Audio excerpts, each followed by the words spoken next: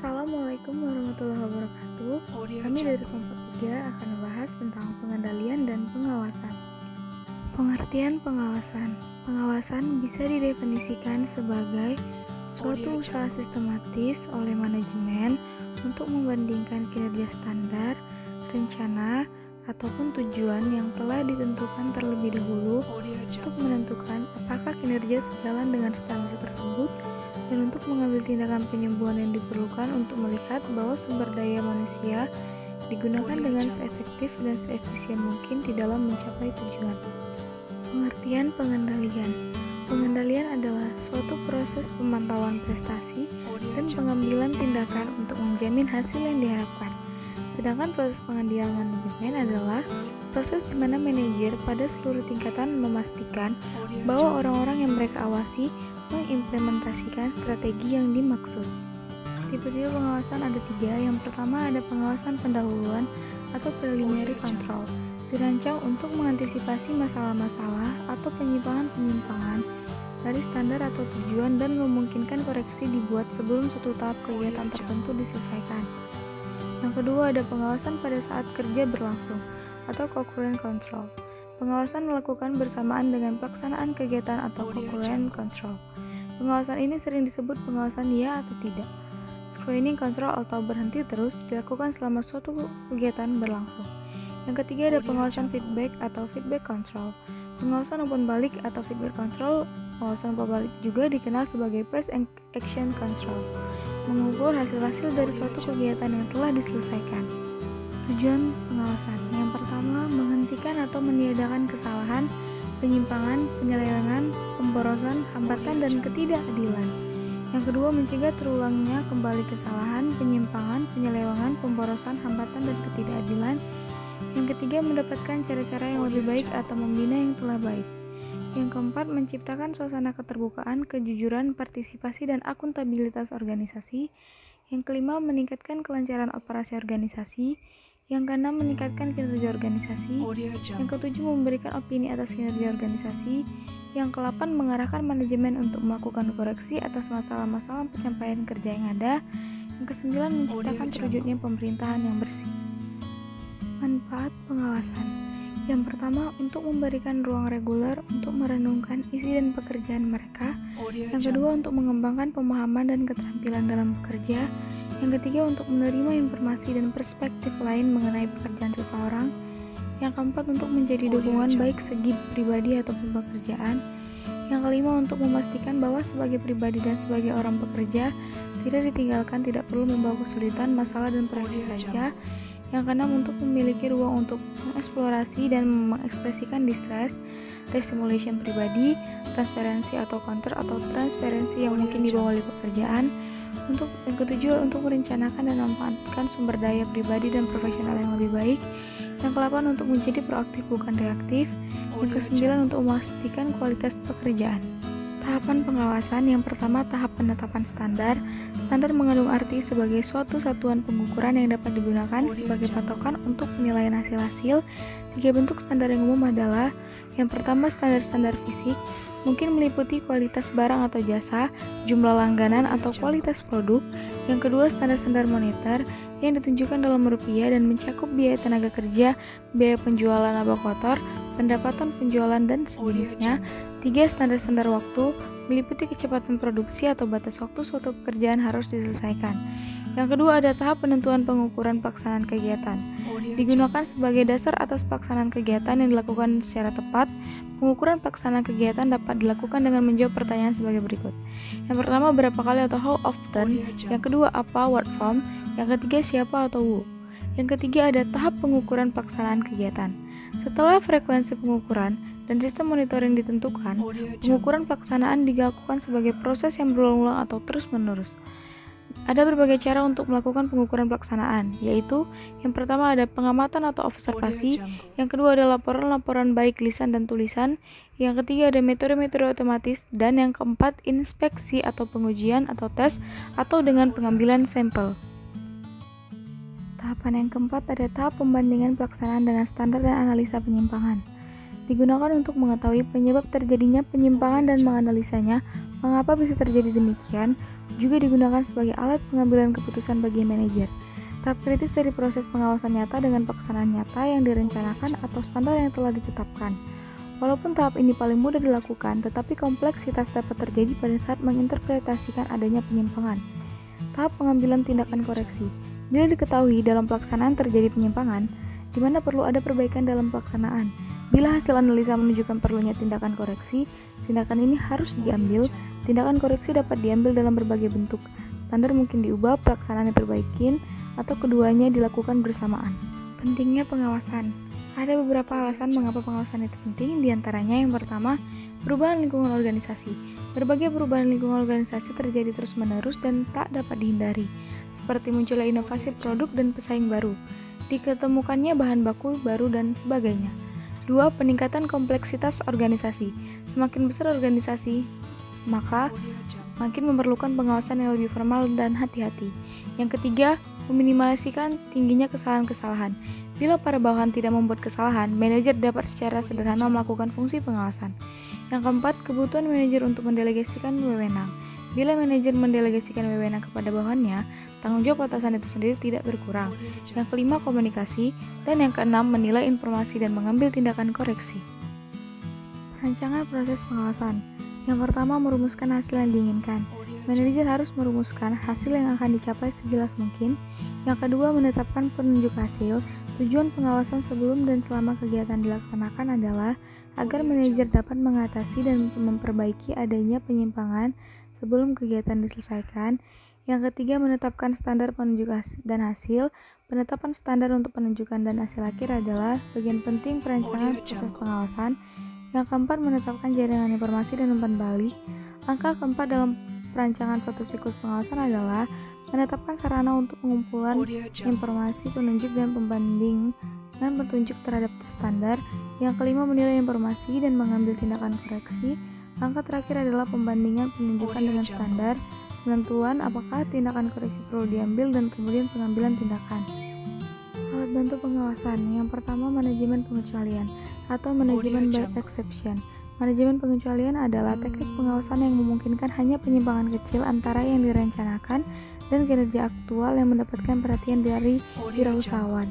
Yang kedua, ada manajemen information system atau MIS, yaitu suatu metode informal pengadaan dan penyediaan bagi manajemen informasi yang diperlukan dengan akurat dan tepat waktu untuk membantu proses pembuatan keputusan dan memungkinkan fungsi-fungsi perencanaan, pengawasan, dan operasional organisasi dilaksanakan secara efektif.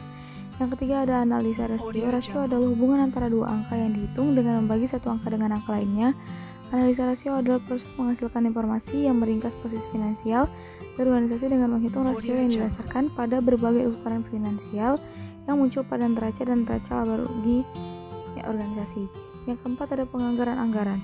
Dalam organisasi ialah rencana keuangan yang menguraikan bagaimana dana pada periode waktu tertentu akan dibelanjakan maupun bagaimana dana tersebut akan diperoleh. Anggaran juga merupakan laporan resmi mengenai sumber-sumber keuangan yang telah disediakan untuk membiayai pelaksanaan aktivitas tertentu dalam kurun waktu yang ditetapkan.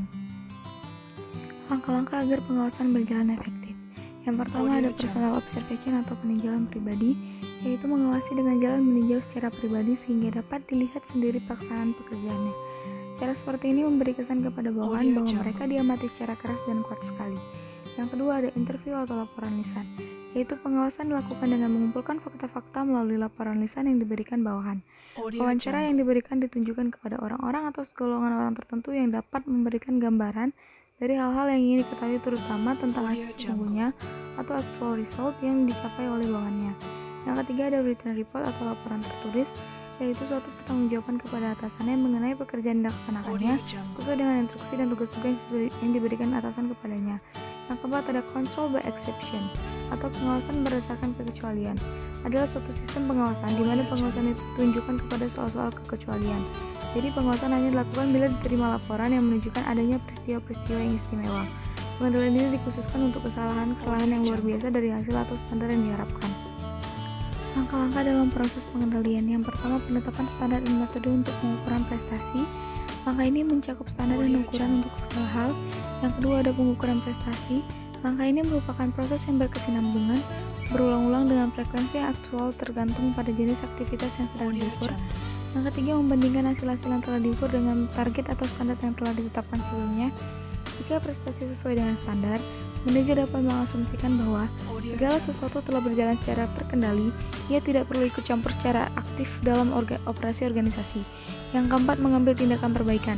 Ini dilakukan jika prestasi turun di bawah standar dan analisis menunjukkan perlunya diambil tindakan.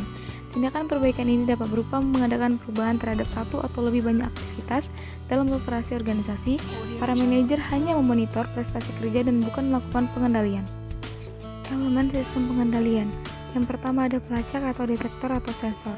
Sebuah perangkat yang mengukur apa yang sebenarnya terjadi dalam proses yang sedang dikendalikan. Yang kedua ada penaksir atau asesor.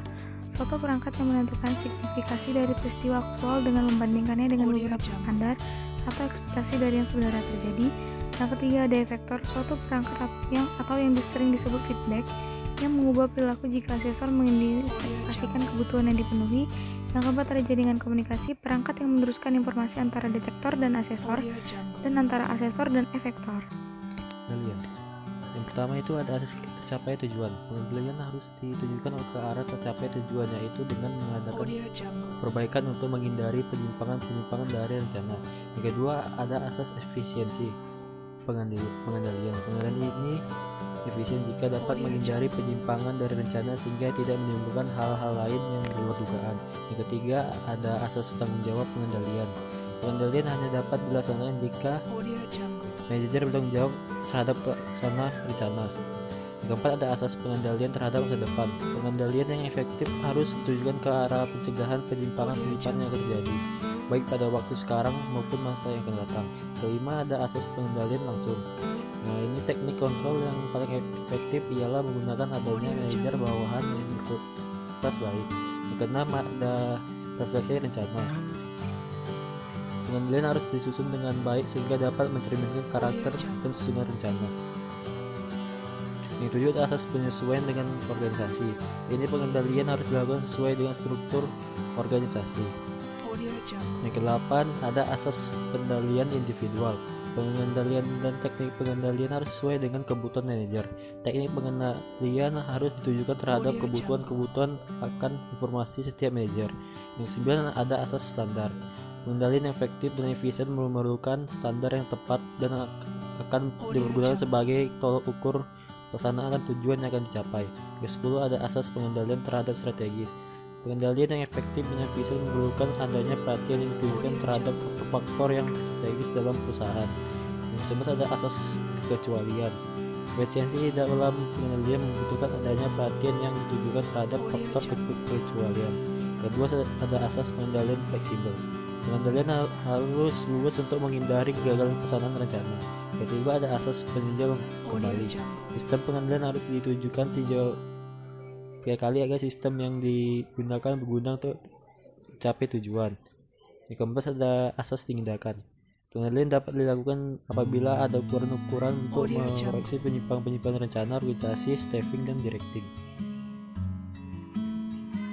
Jenis-jenis metode pengendalian. Yang pertama ada pengendalian pratindakan. Pengendalian pratindakan memastikan bahwa sebelum suatu tindakan diambil maka sumber daya manusia, bahan dan keuangan yang diperlukan telah dianggarkan. Yang kedua ada pengendalian kemudi atau pengendalian umpan ke depan. Pengendalian kemudi dirancang untuk mendireksi penyimpangan dari standar atau tujuan tertentu dan memungkinkan tindakan perbaikan diambil sebelum suatu urutan tertentu dirampungkan. Yang ketiga ada pengendalian penyaringan. Pengendalian penyaringan merupakan suatu proses di mana aspek-aspek spesifik dari suatu prosedur harus disetujui atau syarat tertentu harus dipenuhi sebelum kegiatan dapat dilanjutkan. Pengendalian penyaringan menjadi sangat berguna sebagai alat penyelidikan ulang. Keempat ada pengendalian purna tindakan. Pengendalian purna tindakan mengukur hasil-hasil dari suatu tindakan yang telah dirampungkan. Karakteristik sistem pengendalian yang efektif. Sistem pengendalian yang dapat diandalkan dan yang efektif mempunyai karakteristik tertentu yang sama. Arti penting relatif dari karakteristik tersebut akan berbeda-beda menurut keadaan masing-masing. Tapi sebagian besar sistem pengendalian diperkuat oleh kehadirannya. Akurat, informasi tentang hasil prestasi harus diakurat. Tepat waktu, Informasi harus dikumpulkan diarahkan dengan segala evaluasi jika hendak diambil tindakan tepat pada waktunya untuk menghasilkan perbaikan objektif dan komprehensif. Informasi dalam sistem pengendalian harus dapat dipahami dan dianggap objektif oleh individu yang menggunakannya. Dipusatkan pada tempat-tempat pengendalian strategis. Sistem pengendalian sebaiknya dipusatkan pada bidang-bidang yang paling banyak akan terjadi penyimpangan dari standar atau yang akan menimbulkan kerugian paling besar. Dari segi ekonomi realistis, biaya untuk mengimplementasi sistem pengendaliannya sebaiknya lebih sedikit atau maksimal sama dengan keuntungan yang diperoleh dari sistem itu. Masalah dalam penetapan sistem pengendalian efektif. Yang pertama, faktor-faktor yang dengan mudah diukur terlalu banyak dititikberatkan, sementara hal-hal yang sulit diukur tidak diberikan perhatian yang cukup. 2. Faktor-faktor jangka pendek mungkin terlalu berlebihan ditekankan dengan mengorbankan faktor-faktor jangka panjang. 3. Sistem pengendalian mungkin tidak disesuaikan untuk mencerminkan penggeseran dalam arti penting berbagai aktivitas dan tujuan di kemudian hari. Jenis-jenis pengendalian berdasarkan sifat dan waktu pengendalian. Yang pertama, preventive control, yaitu pengendalian yang dilakukan sebelum kegiatan dikerjakan dengan maksud supaya tidak terjadi penyimpangan-penyimpangan. Yang kedua, repressive control, yaitu pengendalian yang dilakukan setelah terjadi penyimpangan atau kesalahan dalam pelaksanaan kegiatan dengan maksud agar tidak terjadi pengulangan kesalahan sehingga sasaran yang direncanakan dapat tercapai. 3. Pengendalian yang dilakukan di tengah proses penyimpangan terjadi. 4. Pengendalian berkala, yaitu pengendalian yang dilakukan secara berkala, sebulan sekali atau 1 kuartal sekali atau 1 tahun sekali. 5. Pengendalian mendadak, yaitu pengendalian yang dilakukan secara mendadak. Kemudian berdasarkan objek pengendalian. Yang pertama ialah pengendalian produksi atau produksi kontrol. Pengendalian ini ditunjukkan untuk mengetahui kualitas dan kuantitas produksi yang dihasilkan, apakah sesuai dengan standar atau yang direncanakan. Kedua, pengendalian keuangan atau financial control. Pengendalian ini ditunjukkan kepada hal-hal yang menyangkut keuangan tentang pemasukan dan pengeluaran, biaya-biaya perusahaan termasuk pengendalian anggarannya. 3. Pengendalian pegawai atau personal control. Pengendalian ini ditunjukkan kepada hal-hal yang ada hubungannya dengan kegiatan karyawan. Kemudian yang keempat, pengendalian kebijaksanaan atau policy control. Pengendalian ini ditunjukkan untuk mengetahui dan menilai apakah kebijaksanaan organisasi telah dilaksanakan sesuai dengan yang telah digariskan. Kemudian yang kelima, pengendalian teknis atau technical control. Pengendalian ini ditunjukkan kepada hal-hal yang bersifat fisik atau berhubungan dengan tindakan dan teknis pelaksanaannya. Yang keenam, pengendalian penjualan atau sales control. Pengendalian ini ditunjukkan untuk mengetahui apakah produksi atau jasa yang dihasilkan terjual sesuai dengan target yang telah ditetapkan. Yang ketujuh, pengendalian inventaris atau inventory control. Pengendalian ini ditunjukkan untuk mengetahui apakah inventaris perusahaan masih ada semua atau ada yang hilang, apakah masih layak dipakai atau harus diganti. Yang kedelapan, pengendalian pemeliharaan. Pengendalian ini ditunjukkan untuk mengetahui apakah semua inventaris perusahaan dan kantor dipelihara dengan baik atau tidak, dan jika ada yang rusak, apa kerusakannya, apa masih harus bisa diperbaiki atau tidak. Jenis-jenis pengendalian berdasarkan subjek pengendalian. Yang pertama, external control, yaitu pengendalian yang dilakukan oleh pihak luar. Pengendalian ekstrim dapat dilakukan secara formal atau informal. Yang kedua, audit control, yaitu pengendalian atau penilaian atas masalah-masalah yang berkaitan dengan pembukuan perusahaan. 3. Formal control, yaitu pengendalian yang dilakukan oleh instansi atau pejabat yang berwenang dan dapat dilakukan secara intern atau ekstern. 4. Informal control, yaitu pengendalian yang dilakukan oleh masyarakat atau konsumen, baik langsung maupun tidak langsung. Kemudian, berdasarkan proses dan cara-cara pengendalian. Pertama, proses pengendalian dilakukan secara bertahap. Yang kedua, menentukan standar-standar yang akan digunakan sebagai dasar pengendalian. Ketiga, mengukur pelaksanaan atau hasil yang telah dicapai. Keempat, membandingkan pelaksanaan atau hasil dengan standar dan menentukan penyimpangan jika ada. 5. Melakukan tindak perbaikan jika terdapat penyimpangan agar pelaksanaan dan tujuan dengan rencana. Rencana juga perlu dinilai ulang dan analisa kembali. Apakah sudah benar atau tidak Jika belum benar atau realis, maka rencana itu harus diperbaiki. Alat-alat pengendalian, budget atau anggaran. Budget, suatu eksterior hasil yang akan diharapkan dari pengeluaran yang disediakan untuk mencapai hasil tersebut. Pengendalian budget atau budget dari kontrol bertujuan untuk mengetahui apakah hasil yang diharapkan dari penerimaan atau pengeluaran itu sesuai dengan yang diinginkan atau tidak. Hal ini dapat diketahui dengan cara membandingkannya dengan budget, karena dalam budget adalah ditetapkan jumlah penerimaan, jumlah pengeluaran dan hasil yang akan diperoleh untuk masa yang akan datang. Apabila tidak sesuai dengan budget, baik penerimaan atau pengeluaran maupun hasil yang akan diperoleh, maka perusahaan itu tidak efektif karena terdapat penyimpangan atau deviasi, dan manajer perusahaan harus segera mengadakan perbaikan atau correction. Dan budget terdiri dari yang pertama, personal observation, yaitu pengawasan langsung secara pribadi oleh pemimpin perusahaan terhadap para bawahan yang sedang bekerja. Jika terjadi kesalahan, maka pemimpin dapat segera melakukan koreksi secara langsung dan menegur, memberi petunjuk, sehingga pada saat itu juga kegiatan itu dapat segera diperbaiki. 2. Report atau laporan. Laporan yang dibuat oleh para manajer bawahan, misalnya manajer produksi, manajer pemasaran untuk laporan pemasaran atau marketing report. Manajer personal membuat laporan karyawan atau personal report. Manajer keuangan membuat laporan keuangan. 3. Financial statement adalah daftar laporan keuangan yang biasanya terdiri dari balance sheet dan income statement. Dari kedua daftar ini dapat diketahui dan diawasi melalui analisa laporan keuangan mengenai keadaan permodalan perusahaan. Yang keempat, statistik merupakan pengumpulan data, informasi, dan kejadian yang telah berlalu, menganalisa data tersebut dan menyajikannya dalam bentuk tertentu. Break-even point atau titik pulang pokok, yaitu suatu titik atau keadaan ketika jumlah penjualan tertentu tidak mendapat laba atau laba rugi, jadi jumlah biaya sama dengan jumlah penjualan. 6. Internal audit, yaitu pengendalian yang dilakukan oleh atasan terhadap bawahan yang meliputi bidang-bidang kegiatan secara menyeluruh dan menyangkut masalah keuangan. Apakah sesuatu dengan produser dan praktik yang telah ditetapkan? Terima kasih. Wassalamualaikum warahmatullahi wabarakatuh.